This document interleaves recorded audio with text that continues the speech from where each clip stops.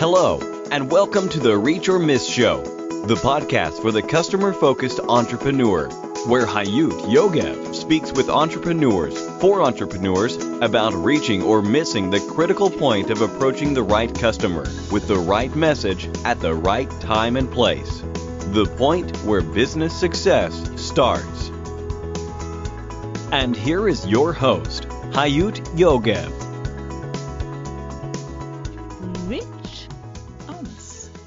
Episode 37. Gavin Zuchlinski is the founder of Acuity Scheduling, the slickest way for businesses to automate and manage their appointments online, allowing clients to schedule themselves. Gavin is a self-professed tech geek and espresso maniac, a word he does not use lightly, who wholeheartedly believes that business should be fun. Gavin Zuchlinski. What a pleasure to have you here. Hi. Hey, thank you for having me on here. It's so great, and I'm so happy you are here. I just shared with our audience what you've done until now, and I would like you to share with us what you are doing and most passionate about today, and where are you heading? Yeah, so absolutely. Acuity Scheduling is my baby. So we're helping, small businesses all around the world offer and manage appointments online. And there is still so much that we're looking to do with that. So it's one of those things that, you start to look at and you think, oh man, that's got to be so simple. And then once you dive in, it just turns out to be incredibly complex once you learn how people are using it and everything else. Because it's more than just, taking an appointment and figuring out a good time. That's like a glorified contact form. Where we're going with it is trying to help it so that you as the business owner can just show up and all your clients are arriving with you, handling all the logistics that go around the appointments to make it as simple as possible and, get rid of that whole rigmarole that goes along with it. So that way, when clients book their appointments, they can figure out a good time, fill out any intake forms, pay for their appointment, get all the information that they need.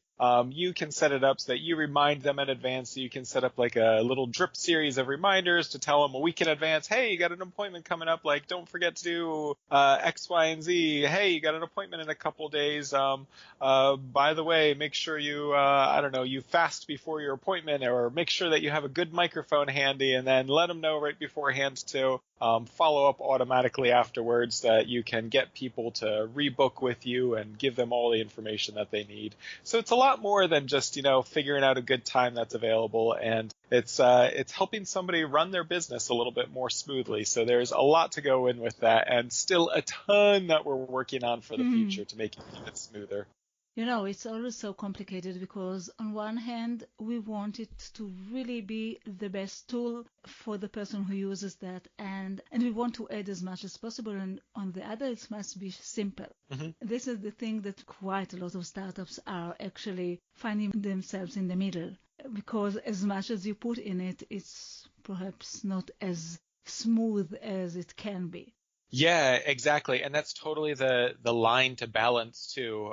Because we're not trying to be the most basic, smoothest thing. Although we're trying to make things as easy as possible, we want to make sure that that's not sacrificing the power that goes along with it. So that I personally feel that when it comes to appointment scheduling, that's something so dear to the core of many businesses, and our best consumers are the ones whose day-to-day revolves around appointments. So we want to give them the flexibility to, model the business how they operate and customize it for how they are. So it's really treading the line right in the middle of that by giving them as much power as possible, but trying to make it as simple as possible. One of the worst things for usability is when somebody just can't use the software how they're looking to and how it works in their business. And we don't want to force them into a model that we decree. We want them to be able to customize Acuity and have it fit perfectly into how their business works. So that's something that we're constantly improving, and that's something that is probably like the biggest part and comes down into feedback cycles and our development process and how we've structured our whole company to be able to quickly and rapidly get feedback from people and turn it into, a product and changes inside of the product. And I can totally tell that you are very passionate about it. It's great to hear. It's great to hear because, as customer of such a tool, it's great to hear that you care so much and that you think of the customer, which is what marketing is all about and what this podcast is all about seeing things from the point of view of the customers because, the money is always in his pocket. But I wanted to ask you where you're heading. Are you just continuing? What do you see coming within the, I don't know, next 2 years? Yeah, so it's definitely been part of the evolution of Acuity. Like when I first got started, it was built for my mom, a massage therapist. And honestly, I didn't think that the amount of Really? people so it was built for somebody very close to me. And at the time, I didn't think that the amount of people needing scheduling would be that great. So from the very beginning, I was just like, oh, if you need to, schedule appointments, Acuity is great. And then over time, I realized, wow, there's a lot of people that need this. So we've had to continually focus down. So we've been coming to just, businesses who days to day revolves around appointments. And I think coming in the future will be trying to focus more on those specific use cases that we're seeing come around. And it's not specific industries so much as it is people doing things like one-on-one versus classes and making each of those types of use cases much, much simpler, or doing bookings for resources and equipments and that type of thing versus any particular industry. So those are things that we're constantly going about. And actually, I think some of the most interesting parts coming up are what you sort of hinted on before. It's this balance between complexity and flexibility. So we want to make things as easy as possible for people. And there are some parts of the software that are the most complex that we're trying to make a lot of innovations as far as the user experience goes. And we have fantastic ways to set availability that's much more natural than I've seen in many other places. And it's something that we're going to be continuing to improve. But we've got a few things that we're working on as far as research projects to, more intelligently try to schedule, hint to people to schedule throughout your day so that you can optimize your schedule automatically and, cluster things together automatically so that we can provide, models to help you work a little bit more efficiently and not just have appointments scattered throughout your day. And we're going to be releasing a bunch of fun things with that over the next couple of months. And I definitely see that as a path that's really just at the beginning too, of taking it from where it's just this thing where you set all the rules to something where it can be a little bit more intelligent and try to figure out the goals of your business and optimize your schedule based off of that. So you have to do even less thinking too. Sure. Can you just say a few words about your career, how it started, or this company, just that we know where does all this come from? Oh, yeah. And my career started out far away from what this is. So my background was in mathematics, but my career has always been actually, I worked with the government doing very, very technical work. And Acuity was a side project. It was something where I was a developer and worked on things quite unrelated to the type of development that I did with Acuity, but it was a side project because it let me have, a little bit of more of a creative outlet. And I love building things and seeing customers create them. So Acuity was created around 2006, 2007-ish for my mom. She's a massage therapist. But during that time... it's a real story. You don't say just my mom that we will talk about anyone that is giving some service. It's really, you really made it for your mom. Oh, yeah. Yeah, true. Truly is my mom. We were riding in a car along a road in Pennsylvania, which is beautiful, but gets boring very, very quickly, and saw her going back and forth on the phone with clients, and I felt like there had to be a better way. So after a bunch of research to try to find something out there that would help her already, none of the things I was quite happy with. So built Acuity for her, and then also opened up signups online at the same time because I was actually hoping it would lead into a web development company that I had on the side too. And that part didn't work out so well, but the scheduling part did. So all throughout this, I had my day job with the government, which was completely different, and then Acuity on the side for my mom. It's a beautiful story. It grew from her to now tens of thousands of other businesses, but it really started with her. So it was a single customer at the start of it, and it has grown to be much more than that, but I'm really thankful to have one person to think about because it did did definitely help focus things from the very beginning. But yeah, it's changed plenty of times over that until actually in 2013, I had to make the choice between that government job that I truly loved and taking Acuity full time. And obviously I took Acuity full time, and it's been fun ever since then. Wow. Who are your customers today? And how did you figure out who your customers are and who you should focus on? Mm. Yeah, that's a great question, because that's something that has been interesting since it's changed over time too. It's sort of, it's gone from, somebody specifically like my mom to being amazed about how many different people, from babysitters to dog walkers to, people just trying to take meetings, to now trying to focus again back more on the core of where we came from, businesses whose day-to-day revolves around appointments. So people like coaches, health and wellness, people who, people from like guidance counselors, lawyers, all of those types of people who day to day revolves around appointments. One of the amazing things that we've learned, though, is that it's not so much the type of business that is what we're interested in, but how somebody operates their business. Oh. There's an amazing overlap between somebody like a lactation consultant and a yoga teacher. Pretty different types of people, but how they operate is roughly similar. You do a lot of classes, group events with one-on-one sessions mixed in there, from going to people's houses to having them come to your office. And the operation of the business is probably the most important part, it turns out, in our customers, not necessarily what the business is, because within industries, there's many different ways that just the people within the same industry actually run their business. So that's been an interesting one to learn, and one that we're trying to focus on even more. Do you have any more characteristics that you see, further than just the way they operate, but special kind of people that are more technology, less technology? Oh, yeah. Yeah, so without a doubt, we are not focused on large companies. So although we have many enterprises that work with us, our focus is usually people who have businesses that have less than 10 employees and whose day-to-day revolves around appointments. Just because we're specifically not looking to have, many, like a few small but large paying customers, and we're actually not suited right now to do a lot of, the enterprise type of compliance, although we have many enterprises that do. That's a whole nother can of worms that we just don't want to get into, so that we can focus on the small businesses. And we don't want to focus on people whose day-to-day, they do a couple of appointments here and there. If you're mostly, say, I don't know, a software developer, and you need to take, the occasional meeting with a customer maybe a couple of times a month, Acuity is not right for you. That's something where, Acuity is not going to be the center of your day. So we're not looking for somebody like that as a customer so much. But if your day revolves around your calendar,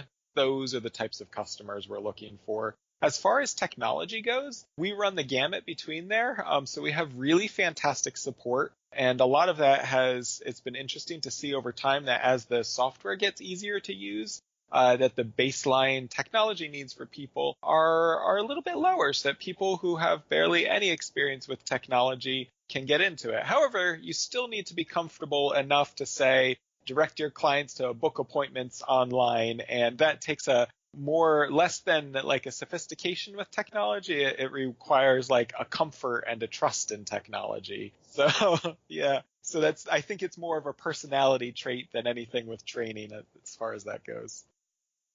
Gavin, can you please tell me a bit about your concept or beliefs in the way a startup or entrepreneurial business should approach its customers, and give our listeners your best advice for their customers' approach and focus? Yeah, so it's been, I think one of the things that I was most successful at the beginning was in that story from Acuity started like 2006, and then it took until 2013 for me to take it full time. But in that period, Acuity grew and grew and grew, whether I wanted it to or not. And it grew and I was the only person there. And during that time too, I was incredibly scared because I would see news stories come out in TechCrunch about competitors popping up and competitors with millions and millions and millions in funding. And as a solo person on your own, trudging along, working slowly and methodically, without having to have all day on it. That's an incredibly scary thing. But now Acuity has been around long enough that those competitors with millions in funding have disappeared. And I truly think that's because I was the one person on there and I was the one person closest to the customers. I was reading all of the support emails and I understood all of the frustrations that people had and all of the requests and really what people were looking to do.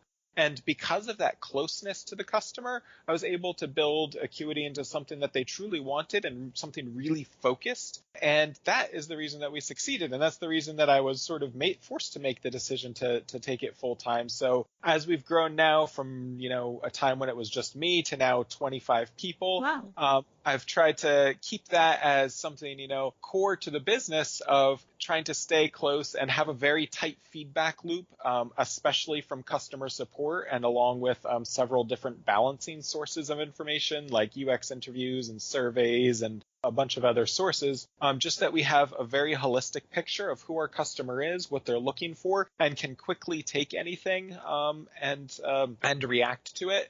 So the whole company is really centered around that and really customer support driven because those are the people on the front lines and those are the people, like, if we can really understand our customer better than anybody else, that's what's going to help us succeed and support them even better. And I think that's what helped Acuity succeed when it was just me with $0 in funding, trouncing competitors who had, multiple millions of dollars in funding. Sure. So I think with any startup going in, that is the single biggest thing is stay close, and listen to your customers. And we've done a lot of tools internally to try to help support that and hasn't been the most, technically advanced. It's more of the idea of listening and recording and identifying trends and really trying to get to the root of what people want and trying to figure out the most important things that fit with the product vision too. It sounds so right. I know you have a lot of successes and we will talk about it in a minute, but I want to ask you about your biggest, most critical failure with customers, the one that affected your entrepreneurial journey the most. Oh, man. I think that was when, just before 2013, when Acuity was growing and growing and growing. And it was, I was still had my full-time job with the government and I was working on Acuity part-time. And I truly, I'm really, really lucky because I love my day job. It was something unique. It was something technical and Acuity really balanced it. And I was trying to keep both of those. And I really didn't want to leave my day job for Acuity. And I was happy enough with what Acuity was doing that I didn't want to necessarily, end that either. So I tried to straddle both sides and to try to help things along, I hired, my very first hire was done before I left my government job. And I hired somebody for customer support to try to help customers. Okay. But it wasn't successful.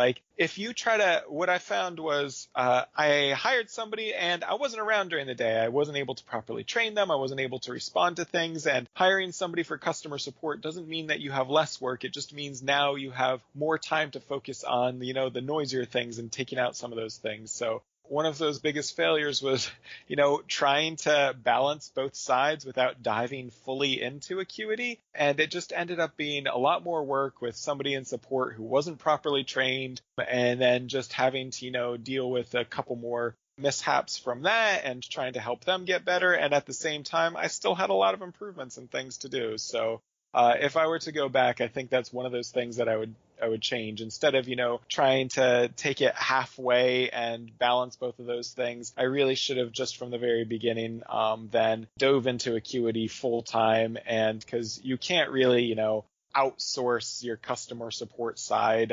You can't really outsource that contact with customers. And that's essentially what I was doing with that person since I wasn't there to respond to things and I wasn't there to train them properly. So I would have changed that if I were to go back. And now I want the story of your greatest, most significant success as a result of the right customer focus or something that you did right about approaching your customers. To be honest, just not dying.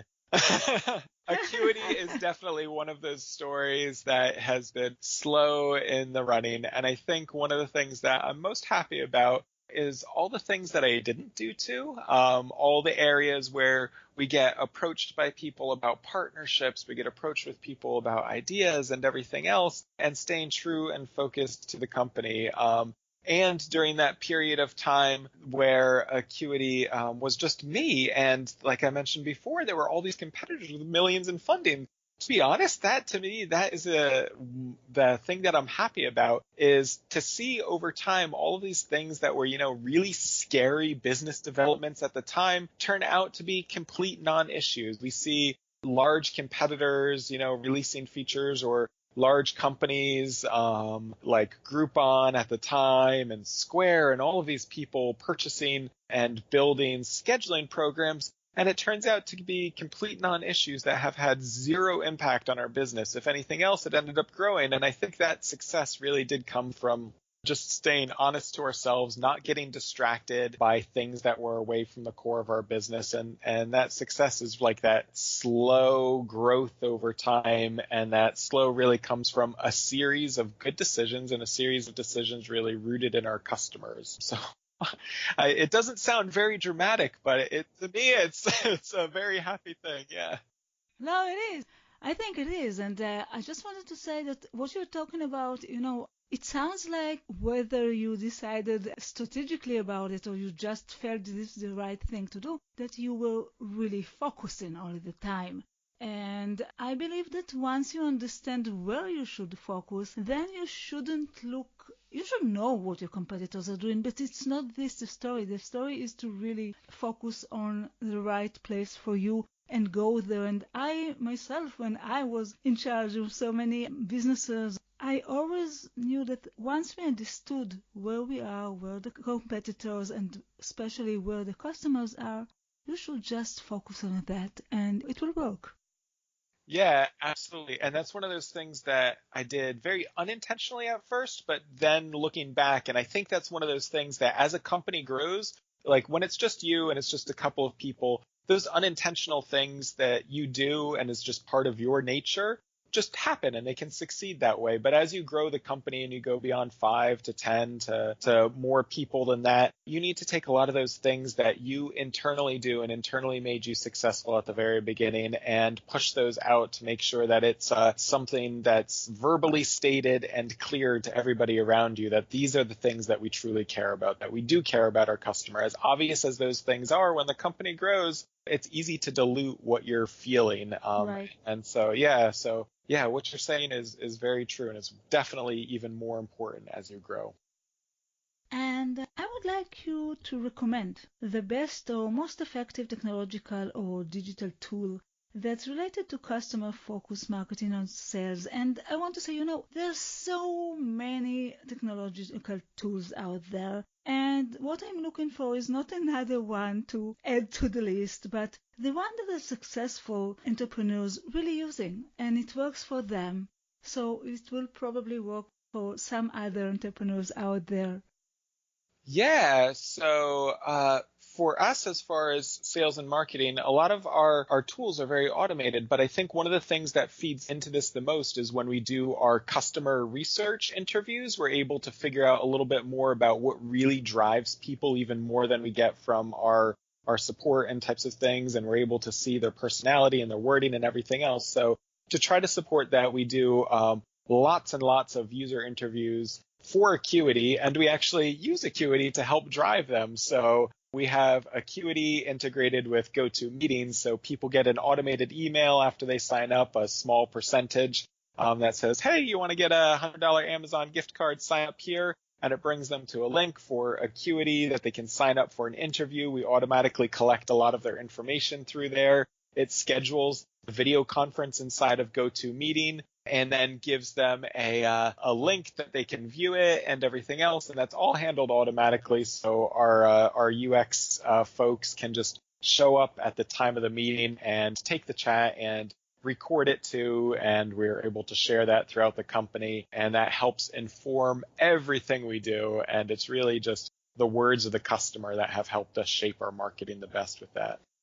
So you're actually talking about the combination between Acuity and GoToMeeting or something similar to that. Yeah, exactly. Combining those two together has helped take something with like wrangling and the back and forth of a customer that's helped to be automated away with Acuity, and then integrating that with GoToMeeting has helped take what used to be a very manual process for us of generating the meeting link and everything else and helped to automate it a lot, so that we can just really just show up and have these, these amazing customers, qualified customers just dropped into our laps that we can chat with and inform everything with the product and marketing.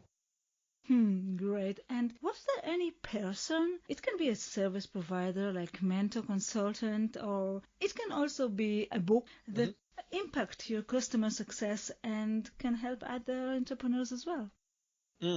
Yeah, that's such an interesting question too, because there's been so many things I think that have helped inform that side of me. I think there's been a couple of things. Just personally, it's just been experience using other products. The ones that I find myself most loyal to are the ones that have both the best customer experience in app and the ones with the best customer support to help retain me too in those like times of struggle with it and listening to the customers. And I think actually the biggest mentors have been talking to some of the earliest customers. I became friends with a couple of them and just chatting with them.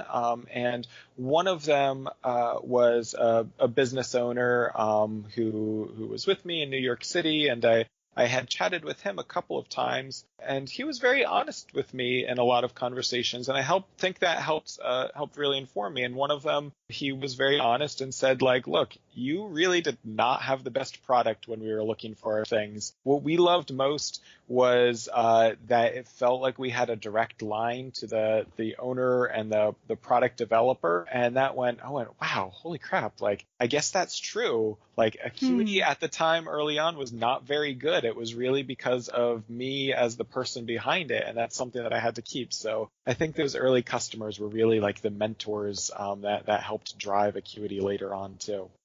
You're talking about, during the whole conversation, which is very unique and I love it a lot, you're talking about something that really happened to you with Acuity, perhaps because you didn't really sit and plan for days and months what will be your entrepreneurial business, but it just came to you through your mom and through trying to help her. However, I want to try and ask you whether there was some outside impact, whether a book or a person or something from outside that really impacts you in what you do inside Acuity. Yeah. So I think one of my favorite books actually has been Derek Sivers' book. Oh gosh, I forget the name of it. I'll get it to you afterwards.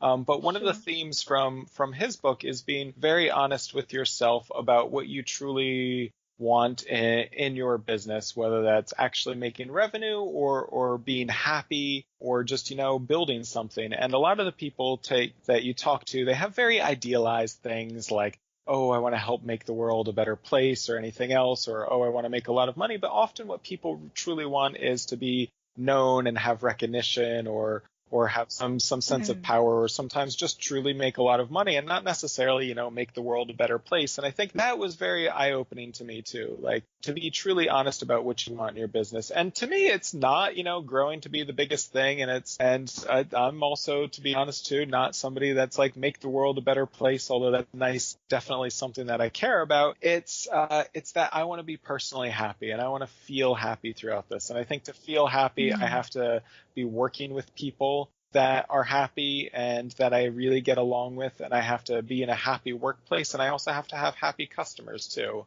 So a lot of that has helped inform decisions too, where we've said no to a lot of things. And actually the enterprise that I mentioned before saying no to is really driven by that, because I'm not happy dealing with one big customer who has lots of big demands. I like having many, many small people where we can think about the whole and be completely comfortable saying no to one person if it means, sticking more to the product vision, and feel very comfortable with that, because that's to me, that's what makes me the happiest, even if it might not bring the most revenue. It's a beautiful answer and I love it, and I love the whole attitude, which is very unique, I must say. You know, a lot of things are affecting our success, but I want to ask you, what is the most important factor, the one factor that really affected your success? What is your key success factor? Ooh, I think just focus over the long term. If I had decided to, build Acuity quickly and try to grow it as fast as possible, it probably would not have been successful. And if I had tried to do it slowly, but without, focusing on it so much, it also would not have been successful. Now Acuity has been around for over 10 years and it is successful, but it's only been really growing and successful in the last few years. And it's because in those very beginning years, it was a lot about learning and improving and iterating and everything else. And I think that being able to focus and say no to a lot of the distractions around when different things come up, when features come up, or especially in the technology space, when a lot more interesting technologies come up, it's not the technology that a customer likes, it's how it solves their problem. And saying no to a lot of those really shiny things, it's amazing how many times you talk to technical people and they're like, oh yeah, we got to rewrite it with blah, blah, blah, this new technology, and it'll be such a better user experience and blah, blah, blah. And truly, it's not. It's the thing. It's what you're creating and what you're offering and how it's like refined in all the small areas and how smoothly it works for somebody that's going to change their day. And it's that focus over the long term and learning over the long term and seeing those trends over time that matters. And I think Acuity would not be successful if it wasn't for having that focus over now a decade.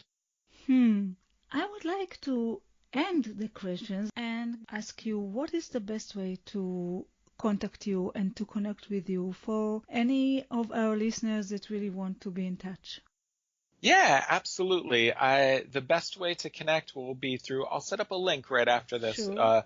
acuityscheduling.com/reach. That's ACUITY scheduling.com/reach. And on there, you'll be able to, I'll post my contact information if anybody wants to get in touch. And we'll also put a special link to get an extended 45-day trial instead of our normal 14-day trial there at acuityscheduling.com/reach.